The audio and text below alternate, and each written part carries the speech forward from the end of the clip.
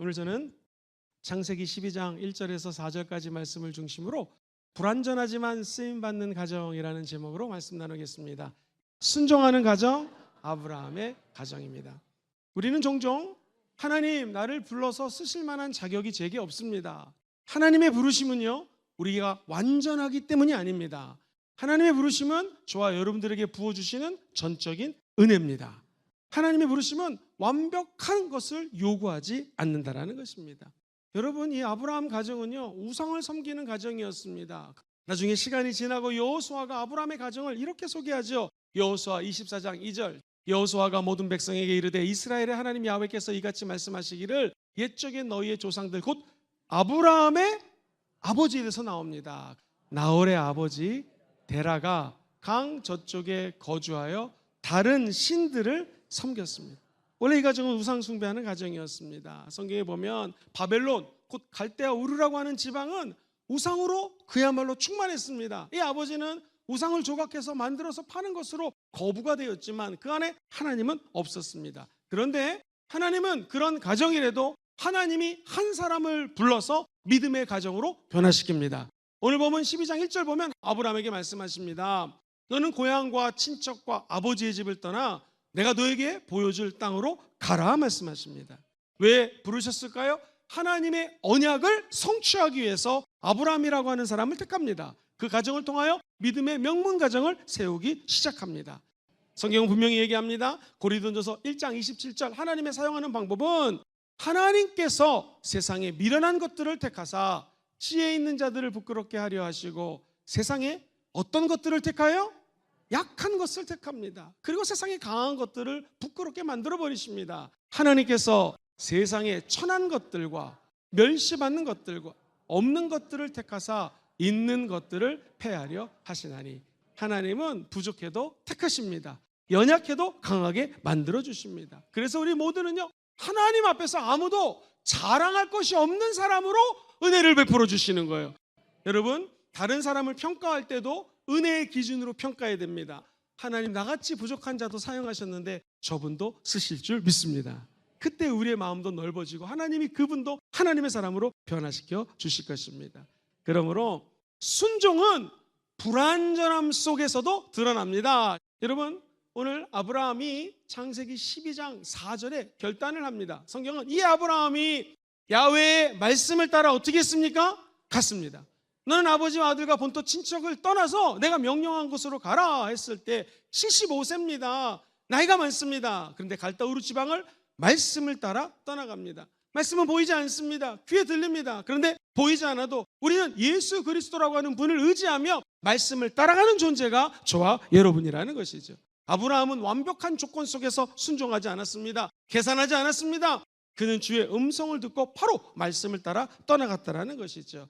떠나갔더니 그 땅에 기근이 임합니다. 아니, 젖과 꿀이 흐르는 가나안 땅이라고 했는데 왜 기근이 듭니까? 하면서 그는 믿음을 버리고 애굽으로 도망갑니다. 아내가 너무나 예뻤습니다. 사례를 아내라고 하면 뺏길까 봐, 자기가 입지가 나빠질까 봐 아내를 여동생이라고 거짓말합니다. 믿음이 없는 사람이었습니다. 그러나 하나님은 그 사람을 들어 쓰기 시작합니다. 그가 세월이 질렀습니다. 깨달은 것이 있어요. 그것은 하나님 말씀에는 순종하는 것이 답이구나 하면서 어느 날 너의 하나뿐인 아들 이삭을 내게 바쳐라. 여러분, 그 순종의 길을 떠나는 아브라함을 생각해 보십시오. 밤새도록 고민했을 것입니다. 아브라함은 믿었습니다. 우리 아들을 제물로 바쳐도 주님이 부활시켜 줄 걸 아마도 믿었습니다. 그때 우리가 너무나 잘 아는 말씀, 아브라함아 아브라함아 네 아들을 죽이지 말아라 하면서 옆에 가면 내가 예비한 양이 있다 하면서 야훼 일의 하나님 주님이 예비해 놓으셨습니다. 순종하는 가정에는 하나님이 모든 것들을 예비해 놓았습니다. 목사님, 저는 충분히 준비가 되고 난 다음에 쓰임 받겠습니다. 아닙니다. 부족하지만 한번 해보겠습니다. 그때 하늘 문이 열리고 우리에게 실력도 주시는 것이고요, 만남의 은혜도 퍼부어 주시는 것입니다. 주님, 오늘 완벽하지 않지만 해보겠습니다. 도와주시옵소서. 제 발걸음을 인도해 주시옵소서. 저에게 용기를 주시옵소서. 그때 하나님께서는 실패하더라도 다시 일어설 수 있는 믿음을 주십니다. 다이어트 하기로 마음을 먹지만 음식의 유혹이 다가옵니다. 운동을 해야 됩니다. 그래도 자꾸 다이어트를 하는 이유는 무엇입니까? 방향성이 있기 때문에, 건강해질 걸 알기 때문에 글로 자꾸 내 삶을 몰아가는 것처럼 저와 여러분들도 하나님의 아들 예수를 믿고 구원받았으면 아멘 해볼까요? 이제 불완전해도 예수만 바라보고 방향을 잡고 걸어가면 되는 것입니다. 그래서 하나님께 붙들린 가정은 축복의 통로가 됩니다. 아니, 오늘 주님께서 아브라함 한 사람을 불러서 네가 복이 될지어다 라고 얘기를 하십니다. 내가 너로 큰 민족을 이루고 너에게 복을 주어 내 이름을 창대하게 하리니 너는 복이 될지라. 이제 여러분들은 예수님 안에서 복덩어리가 되었습니다. 복의 근원 되신 예수님 우리와 함께하기 때문이죠. 주목하십시오. 이 복은 아브라함이 복덩어리가 돼서 끝나지 않습니다. 3절에 보면 위대한 하나님의 선포가 나옵니다. 너를 축복하는 자에게는 내가 복을 내리고 너를 저주하는 자에게는 내가 저주하리니 땅의 모든 족속이 너로 말미암아 복을 얻을 것이라 하신지라. 그래서 저와 여러분 안에 계신 성령이 임하면 저와 여러분들이 권능을 받습니다. 그 권능은 무엇인가? 하나님께 순종할 수 있는 은혜를 부어주시는 것이고요. 그 은혜는 예루살렘과 온 유대와 사마리아와 어디까지? 땅 끝까지 이르러 그리스도의 증인되는 데서 주신다라는 거예요. 이제 우리들은 아브라함의 복을 이어서 받았습니다. 이것을 성경은 갈라디아서 3장 29절에 이렇게 묘사하죠. 너희가 누구의 것이면? 그리스도의 것이면. 이게 조건입니다. 그럼 우리는 아브라함의 자손이고 약속대로 유업을 이을 자가 되었습니다. 하나님, 믿음의 명문가정 세워 주시옵소서. 믿음의 명문가정 어떻게 세울 수 있을까요? 3가지입니다. 첫 번째, 기도하는 가정입니다. 어떤 가정이든지 문제가 안 다가올 수가 없어요. 근데 문제 앞에서 원망 불평하는 것이 아닙니다. 문제가 다가왔을 때 말하지 않습니다. 불평하지 않습니다. 하나님께 기도합니다. 그때 우리 가정에 복이 넘치게 되는 것이고 원수 마귀는 불평을 듣지 못합니다. 우리가 이야기하는 선포와 기도를 듣고 한 길로 왔다 7길로 떠나가게 될 것입니다. 여러분, 각 가정마다 가치 기준이 있을 것입니다. 가훈이 있습니다. 그런데 어떤 가정이 복을 받을까요? 말씀을 기준 삼는 가정, 기독교 명문 가정이라고 하는 것은 우리 가정의 가치 기준이 말씀 따라갑니다. 그때 하나님께서는 우리 가정을 축복의 통로가 되는 가정으로 만들어 주실 것입니다. 3번째가 제일 중요한데요. 하나님의 복을 받는 가정은 복을 흘려보내는 가정입니다. 나를 왜 축복해 주셨는가? 하나님께서는 그 복을 통하여 다른 사람들을 살리기 위해서 복을 주신 것입니다. 우리가 왜 복을 받겠습니까? 복을 받아서 사명을 이루기 위해서 복을 받는 것이죠. 2번째는요, 세상에서 얘기하는 더 힘든 가정입니다. 다윗의 가정인데요. 회복되는 가정, 다윗의 가정. 여러분, 다윗은 성경에 하나님과 마음이 합한 사람이었습니다. 야훼는 나의 목자시니 내게 부족함이 없으리로다. 엄청나게 아름다운 19절들을 울려 퍼뜨렸던 믿음의 사람입니다. 그러나 그가 어느 날 전쟁 중입니다.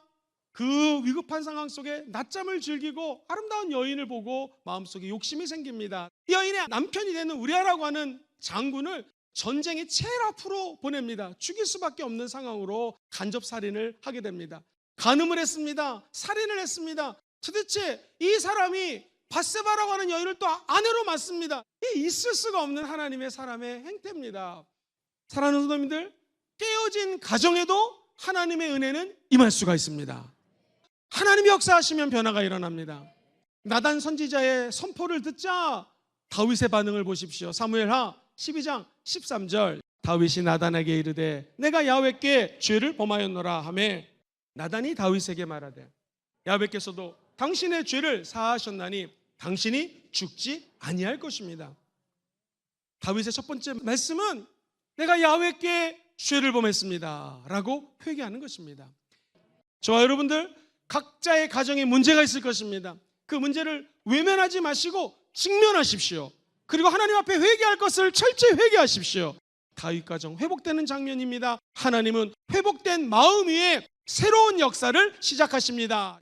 죄는 흔히 모든 것들이 끝났어, 나 죄 썼으니까 끝이야, 아닙니다. 가정의 죄는, 가정의 상처는 하나님께 기도하면 회복시켜 주십니다.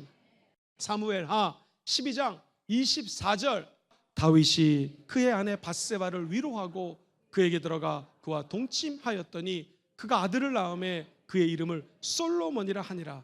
야훼께서 그를 사랑하셨습니다. 얼마나 사랑했는지 하나님은 다윗을 통하여 밧세바를 통하여 솔로몬을 낳고 예수 그리스도의 족보에 들어가는 은혜를 베풀어 주셨습니다. 하나님께 붙들린 가정은 상처 위에 은혜를 쌓아나갑니다. 사랑하는 성도님들, 이 성경에 보면은요, 솔로몬을 여디디야라는 이름을 합니다.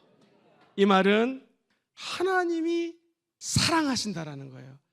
무너진 가정이지만 주님께서는 솔로몬을 낳게 하시고 하나님의 사랑을 받는 가정으로 변화시켜 주신다는 것이죠. 저 여러분의 가정은 완벽하지 않지만 하나님의 사랑을 받는 가정입니다. 우리 가정은 실패 속에서도 하나님이 여디디야, 내가 너를 사랑한다 라고 바꿔주는 정체성의 변화를 일구는 가정들이 될 것입니다. 오늘 주 앞에 나와 하나님, 우리 가정은 부족하지만 우리 가정을 사용하여 주시옵소서. 어떤 부모도 완벽한 존재가 없습니다. 우리는 다 연약합니다. 기억하십시오. 하나님은 그런 불완전한 가정을 사랑하십니다. 그리고 그 가정을 회복시켜 주시기를 원하십니다. 우리가 하는 것은 그저 순종밖에 없습니다.